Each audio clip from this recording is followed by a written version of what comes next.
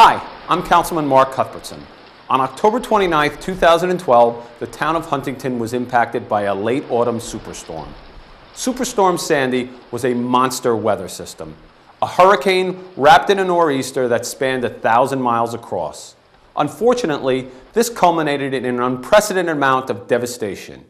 In all, Sandy felled more than 1,200 town trees, created over 500,000 cubic yards of storm debris, and amounted to over 17,500 truckloads in the removal process.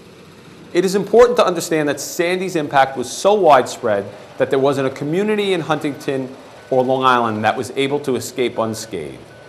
This video is compiled from the many community visits logged during the daily assessments of Sandy's aftermath.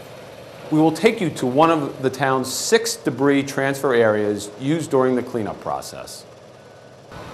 This is just some of the debris. About at least 225 trucks coming in per day, as many as 266 trucks of debris being sorted, some for lumber, a lot for chips, which we'll show you in a second, the chip pile. So we're here on the other side of the temporary transfer station here at Dixell's Park, and as you can see, mounds of wood and branches. This is a massive wood chipping machine. It's fed all day long, sun up to sunrise, and beyond that, you can see the massive pile of wood chips. Obviously a petroleum fuel truck there right in the midst of it, because the machinery runs on diesel and gas, and it's running for quite a few hours every day. So this is a part of the debris removal and consolidation efforts. And that's what you see here. There's massive amounts of debris. We have to find a way to consolidate it so it can get shipped more efficiently out of here, and also create things that people can use, like lumber and wood chips. The town of Huntington encompasses an area of approximately 93 square miles and boasts over 64 miles of coastline. Those who lived in coastal communities in the town got hit hard during Sandy. This section of Asheroken Avenue, approaching Eaton's Neck, took the brunt of a 10-foot storm surge from the wind-churned Long Island Sound. The dunes, parts of the roadway, and telephone poles were all washed out. This posed a particular challenge for emergency crews and first responders. As you can imagine, this crippled all communication and power transmission out to Eaton's Neck. Many waterfront homes experienced flooding and sustained damage to bulkheads and seawalls. In inland areas, the high winds uprooted trees and caused significant structural damage to homes and property, and rendered many roads and streets impassable. In assessing the situation, it was important for the town to have the support of local fire departments, law enforcement, and government agencies, all who helped in this massive effort. We were fortunate to have Suffolk County Executive Steve Bellone and County Legislator Doc Spencer with us to witness and assess the devastation firsthand.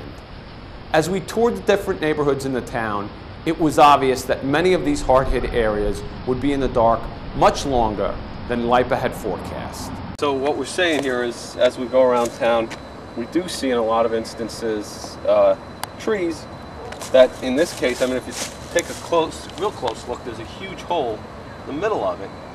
Obviously a diseased tree, and are there ways that our residents we can educate residents on how it is that they can spot diseased trees so they make sure they take care of them? Because in this case, if you look at the house in question, totally destroyed the middle of this house.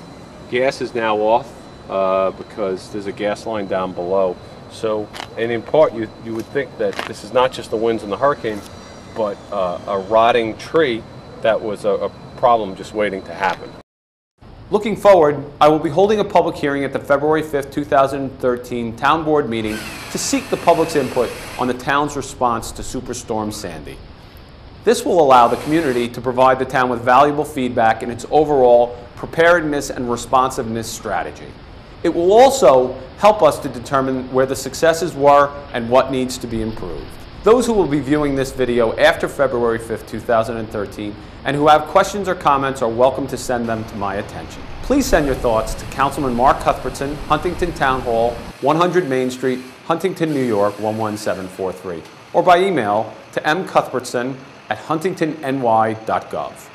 In the coming months, we will be working with Cornell Cooperative Extension to educate our residents on tree health and how to avoid some of what happened during Superstorm Sandy. It is my sincere hope that the next time we have a storm of this magnitude, we are better prepared and there will be much less economic, physical, and emotional dislocation. Thank you.